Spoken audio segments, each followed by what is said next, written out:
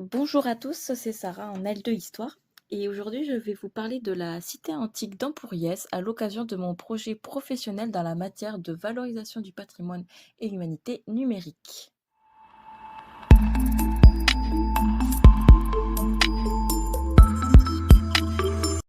Donc ce site archéologique est très prisé par les touristes allant en Espagne. Mais vous allez vous demander où est-ce qu'il se situe. Eh bien, Empúries est une cité antique qui se situe en Espagne et plus précisément en Catalogne, dans la ville de l'Escala.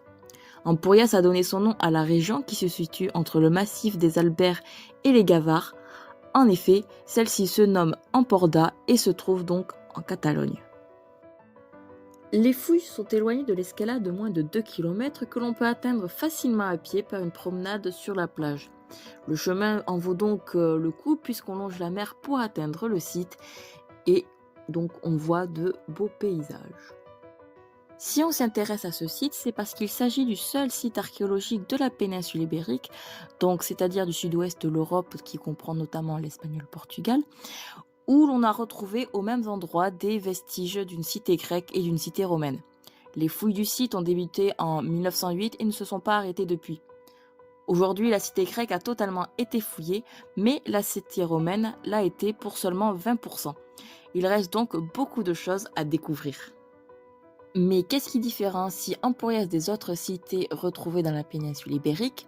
Bien, pour y répondre, un peu de contexte s'impose. Donc, comme nous l'avons dit, Empúries est situé sur les côtes de la Méditerranée. Son essor est dû au commerce et il s'agit d'un des seuls sites archéologiques de la péninsule ibérique dit comme pluriculturel. En effet, on retrouve au même endroit des vestiges de populations distinctes comme celles des indigènes, des Grecs et des Romains, avec des créations locales dérivées de ces populations. Mais aussi provenant de toute la Méditerranée, il y a l'activité commerciale de la cité. D'ailleurs, son nom original est Emporion, ce qui pour les Grecs désigne étymologiquement les comptoirs de commerce grecs fondés sur les territoires étrangers. Plus tard, quand les Romains installent leur cité, ils gardent la même étymologie pour que les Grecs et nomment leur ville Emporiae. Aujourd'hui, même si le nom du site archéologique a été espagnolisé, en Empúries, on voit que la racine grecque liée au commerce est restée. Il s'agit donc d'un site inévitablement lié au commerce. C'est pourquoi on a pu y retrouver de l'art grec et romain, de la vaisselle indigène ou des traces de culture égyptienne. D'ailleurs, de nos jours, le site archéologique se visite. On peut y visiter donc la cité grecque et romaine pour ce qui a été retrouvé. Et on y retrouve aussi un musée qui répertorie différents objets trouvés grâce aux fouilles. Donc si vous avez l'occasion d'aller à Escala, surtout allez visiter la cité d'Empúries, que je vous conseille fortement. Mais le sujet de notre vidéo sera ciblé sur l'histoire des Romains à Empúries. Les Romains étant connus pour leur expansion dans la péninsule ibérique, Empúries ne fera pas exception. Donc j'en profite aussi pour vous annoncer que si vous voulez l'épisode ciblé sur les Grecs d'Empúries, eh bien il est trouvable sur la chaîne de ma collègue que je vous mettrai en lien dans la description. Donc dans cette vidéo, nous allons nous poser la question de comment les Romains vont parvenir à cohabiter et s'imposer dans la cité d'Empúries à partir de 218 avant Jésus-Christ jusqu'au déclin de la cité au IIIe siècle après Jésus-Christ. Donc commençons par expliquer l'arrivée des Romains à Empúries. On sait donc que les Romains sont arrivés quelques siècles après les Grecs qui se sont installés vers 600 avant Jésus-Christ. Les Romains ont comme projet d'envahir et de conquérir la péninsule ibérique quand ils y arrivent. Ils viennent pour la première fois à Empúries en 218 avant Jésus-Christ. Ils arrivent principalement à cause de la Seconde Guerre punique qui oppose Rome à Carthage. Plus précisément, ce conflit se déroule au IIIe siècle avant Jésus-Christ, de 218 à 203 en Europe. Les Romains passent par le port d'Empúries pour ensuite rentrer dans les terres de la péninsule ibérique afin d'anéantir l'arrière-garde carthaginoise. Par la suite, l'Empire romain amorce le début de la conquête de la péninsule ibérique afin d'étendre son territoire. Mais malgré que les troupes romaines entrent sur les terres de la péninsule, elles ne fondent pas de colonies et se servent des fondations qui existent déjà à des fins stratégiques, afin d'encore une fois pouvoir dominer la péninsule ibérique. Cependant, en 195 avant Jésus-Christ, les Romains viennent à Empúries une seconde fois et installent un camp militaire pour lutter contre les révoltes indigènes qui s'élèvent contre l'occupation romaine. Donc ce camp militaire se trouvera sur une colline au-dessus de la cité grecque et deviendra plus tard la cité romaine. Après la pacification du territoire, des terres sont offertes en récompense aux soldats vétérans de Jules César qui fondent alors le municipe romain d'Emporiae. En effet, au cours du IIe siècle après Jésus-Christ, les Romains installent une cité sur les lieux de l'ancien camp militaire qui surplombe la cité grecque. On peut y retrouver tous les lieux clés d'une ville romaine comme un forum, des thermes, des maisons romaines et tout ça construit sur un plan rectiligne typiquement romain. Ainsi, on retrouve dans un même territoire à la fois une cité grecque et une cité romaine.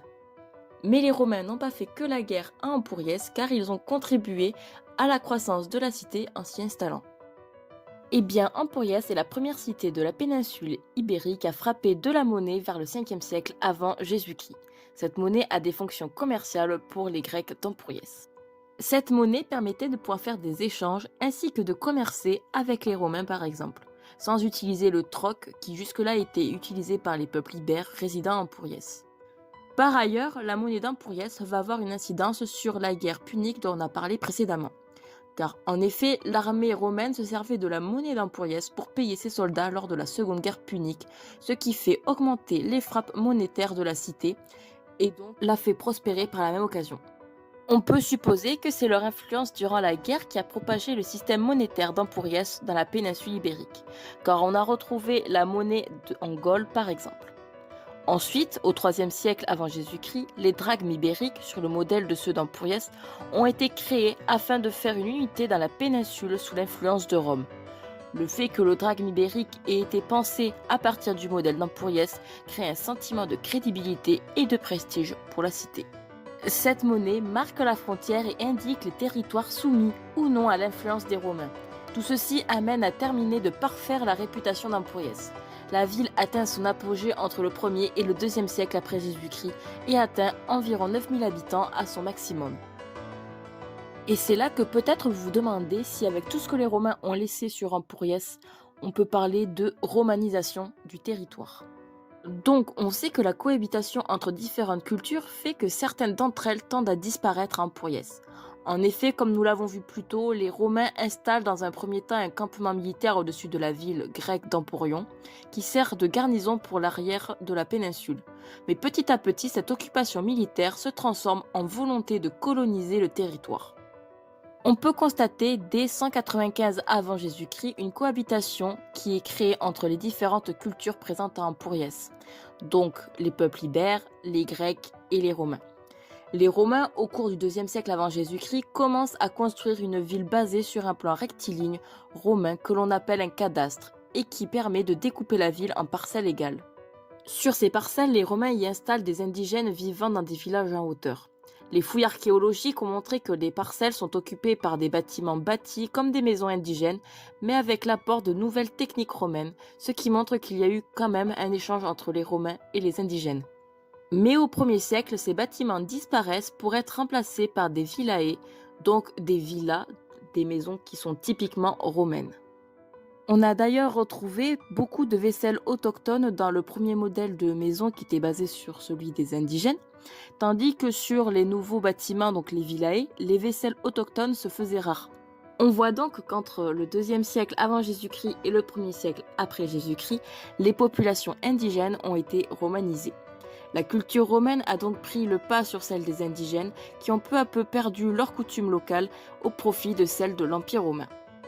Une trace importante et certainement la plus représentative de cette cohabitation se produit sous le règne de l'empereur Auguste, donc au 1er siècle avant Jésus-Christ jusqu'au début du 1er siècle après Jésus-Christ, où la cité prend le nom unique de Municipium Emporiae. La monnaie a même été adaptée dès la création de cette union en Municipium romain, pour être la même pour tous et faciliter les échanges sur le port. On peut aussi trouver des traces de cette cohabitation au niveau politique, avec l'abandon par exemple de l'agora grecque, qui était la grande place publique, vers un forum romain commun qui est, elle, la place où se tenaient les assemblées du peuple. C'est donc une unification de la cité grecque et romaine où la culture romaine est majoritaire. On retrouve aussi la muraille qui entoure la cité et qui autrefois servait à la délimiter. En plus d'avoir fait prospérer économiquement et politiquement parlant Empuriès, les Romains ont également amené de leur culture dans la cité. On peut le constater par le fait que nous possédons quelques traces de leur religion à Ampuriès. Il s'agit là d'une religion polythéiste comme chez les Grecs, donc c'est-à-dire qu'ils croient en plusieurs dieux. Et l'on retrouve dans cette religion les mêmes dieux que chez les Grecs, mais avec des noms romanisés. Donc par exemple, on a Zeus chez les Grecs qui se nomme Jupiter chez les Romains. Et donc, on a retrouvé des temples et des statues à l'effigie de ces dieux à Ampuriès. On peut voir également des autels d'offrandes situés dans des restes de maisons romaines ou encore des mosaïques dont celle du sacrifice d'Iphigénie qui est un mythe romain. Cela représente une scène de la mythologie grecque, ce qui montre l'importance de l'hellénisation chez les aristocrates romains. Les fouilles ont également permis de retrouver des bâtiments romains tels que les vestiges des thermes, les restes des villas romaines, le forum, mais aussi la muraille qui avait entouré la cité. On peut aujourd'hui voir tous ces restes en allant visiter le site archéologique. Donc, pour conclure cette vidéo, nous avons vu que les Romains s'imposent dans la cité dès leur arrivée. Elle permet à Ampuriès de croître et de prendre une place importante dans le commerce de la péninsule ibérique. Mais la ville commence à décliner vers le IIIe siècle après Jésus-Christ, car en effet elle subit à la fin du IIIe siècle l'envahissement de peuples wisigoths, qui est un peuple germanique, et qui va construire sur le site une église. Donc cette église qui aujourd'hui sert de musée au site archéologique. Ensuite, la ville sera occupée tour à tour par plusieurs cultures. Elle a connu une invasion normande, musulmane, puis a été occupée par les Carolingiens. Ainsi, même après son âge d'or, elle a continué d'être un site pluriculturel. Et voilà, ainsi s'achève l'histoire des Romains d'Ampuriès. J'espère que cette vidéo vous aura plu et auquel cas, n'hésitez pas à lâcher un petit like, ça fait toujours plaisir. Bisous!